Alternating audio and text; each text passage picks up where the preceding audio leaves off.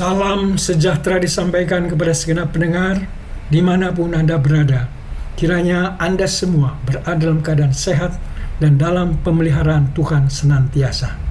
Renungan kali ini mengangkat tema tanpa prestasi yang menonjol. Bacaan terambil dari Kejadian 35 ayat 28 dan 29. Saudara-saudara yang kekasih dalam Kristus, zaman sekarang kita nampak di sekeliling kita orang berlomba prestasi, yang kaya pamer kekayaannya, sehingga lahir istilah crazy rich.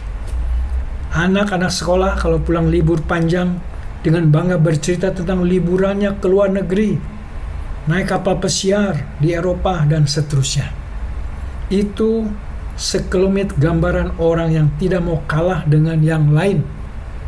Hari ini kita akan melanjutkan renungan riwayat hidup, khususnya di Perjanjian Lama. Landasan bacaan terambil dari Kejadian 35 ayat 28 dan 29. Ayat-ayat ini menceritakan tentang Ishak yang mati, dan seperti biasa kita akan coba refleksi ke belakang bagaimana riwayat hidupnya. Ishak hidup dalam zaman yang masih bebas dari persaingan seperti zaman kita, tetapi akan kita coba untuk menilai bagaimana prestasi dia. Nama Ishak berarti ia tertawa. Mengapa diberi nama demikian? Nama ini diambil dari reaksi orang tuanya ketika Allah memberitahu bahwa Abraham pada usia 100 tahun dan istrinya Sarah usia 90 tahun, mereka akan melahirkan seorang putra. Kejadian 17, 18, dan 12. Dan tepat seperti yang dinubuatkan pada waktunya, Ishak lahir dan diberi nama Ishak.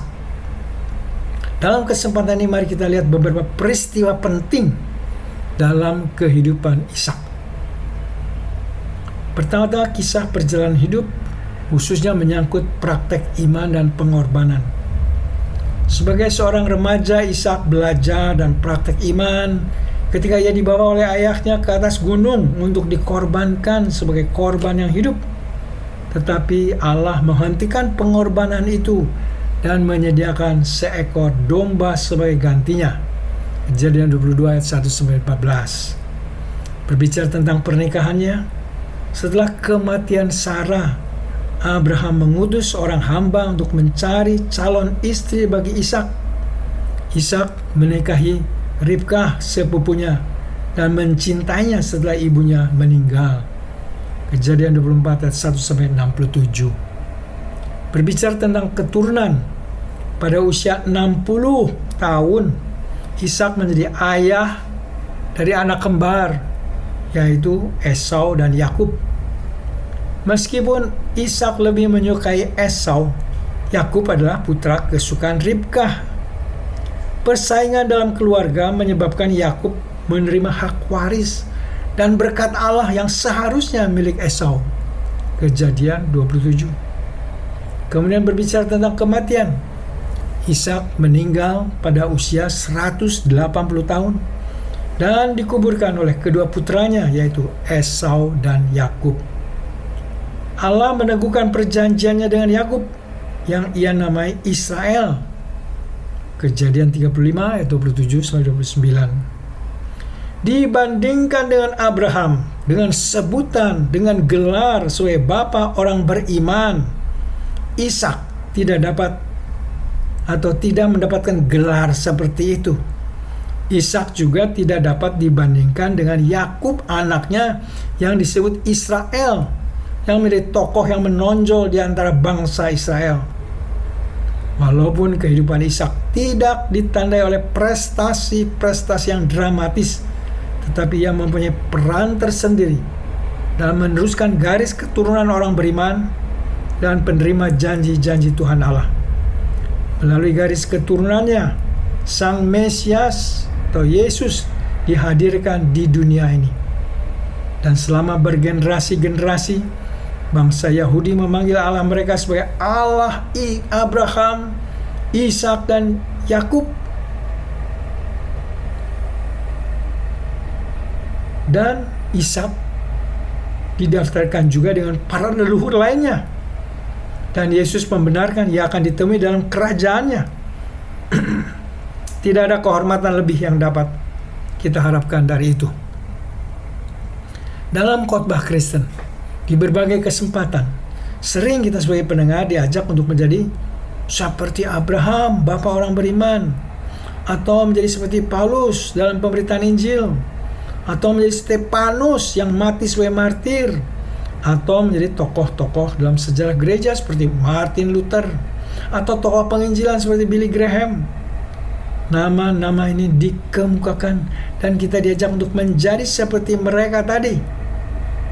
Tapi ajakan tadi harus dimengerti. Itu hanya ajakan untuk melakukan sesuatu yang berarti, yang berguna bagi Tuhan dan bagi sesama. Bukan berarti kita harus menjadi 100% sama seperti mereka. Karena itu adalah sesuatu yang tidak mungkin, sesuatu yang mustahil.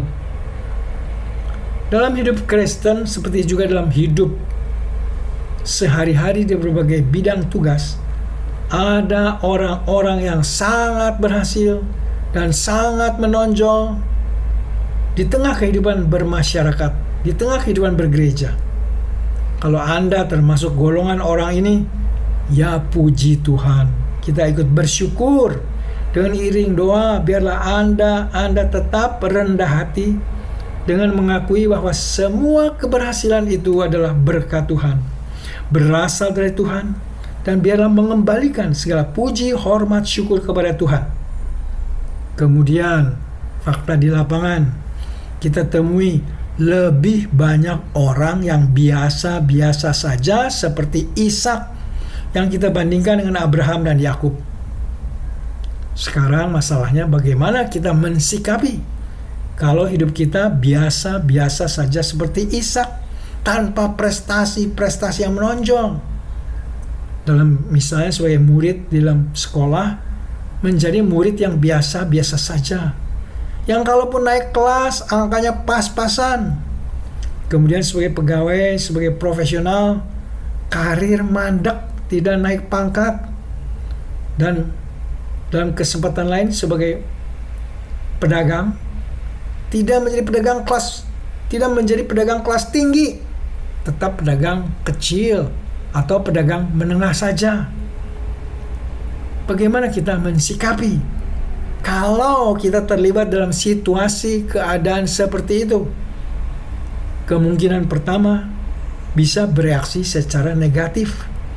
Dalam situasi seperti itu mungkin bisa saja kita mempertanyakan, mengapa Tuhan tidak memberkati aku seperti orang-orang lain yang berhasil?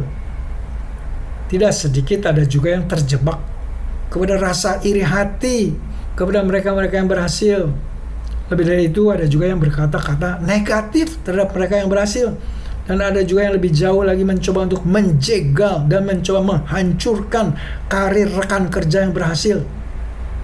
Tentu hidup seperti itu, hidup dalam kebencian, hidup iri hati, adalah hidup yang tidak sesuai dengan kehendak Tuhan, dan juga tidak memberi kebahagiaan dalam hidup, membuat hidup makin terpuruk. Sebagai orang beriman kepada Kristus, kita hidup diajarkan untuk hidup dalam kasih, dan dalam kasih tidak ada kebencian, dan dalam kasih mengenyahkan iri hati. Dalam kasih kita dapat ikut bergembira, ikut bersyukur dengan mereka-mereka yang hidupnya berhasil dan prestasinya menonjol. Dalam iman kita percayakan pemeliharaan Tuhan. Kita percayakan berkat Tuhan kepada masing-masing yang mungkin saja berbeda. Dalam iman kita diajar untuk mensyukuri apapun bentuk berkat Tuhan dalam hidup kita. Dalam iman kita percayakan pemeliharaan Tuhan atas diri dan keturunan kita. Kalau kita berhasil mempraktikkan iman dan kasih seperti disinggung tadi, maka kita akan mendapatkan sesuatu yang disebut keberhasilan rohani. Keberhasilan rohani yang menghasilkan sukacita Tuhan dalam hidup. Dalam iman kita juga akan selalu mengusahakan melakukan yang terbaik, bukan pertama-tama supaya berhasil dan menjadi ternama, tetapi kita mengusahakan yang terbaik sebagai bentuk persembahan kepada Tuhan. Apa yang seharusnya menjadi ukuran kebahagiaan kita? Apakah itu keberhasilan dan berbagai prestasi yang menonjol? Itu adalah ukuran dunia. Di tengah zaman kita yang penuh kompetisi ini, kebahagiaan kita seharusnya didasarkan bahwa Anda dan saya telah mendapatkan anugerah hidup yang kekal di dalam Yesus Kristus. Kebahagiaan Anda adalah nama Anda dan saya bukan dipublikasi di surat kabar atau ditulis di majalah, tetapi nama Anda dan saya tercatat dalam buku kehidupan di surga. Dan kita memiliki masa depan yang cerah, yaitu langit baru, bumi baru, dan Yerusalem baru. Dengan pembekalan ini mari kita melanjutkan perjalanan hidup kita. Walau hidup biasa-biasa saja, biasa-biasa tanpa prestasi dunia yang menonjol, kiranya Roh Kudus terus penolong kita untuk hidup dalam sukacita Tuhan. Amin. Mari kita berdoa. Allah Bapa yang telah memanggil Ishak, yang juga telah memanggil kami dalam keselamatan di dalam Yesus Kristus, dan juga untuk menerima janji masa depan yang cerah, bila kami tidak silau oleh kemilaunya prestasi-prestasi dunia ini, tetapi senantiasa mengarahkan diri kepadamu dan kepada segala harta serta kehormatan sorgawi. Bapa yang baik, hamba-Mu dalam kesempatan ini mau berdoa untuk para pendengar yang saat ini sedang sakit dan mengalami berbagai pencobaan.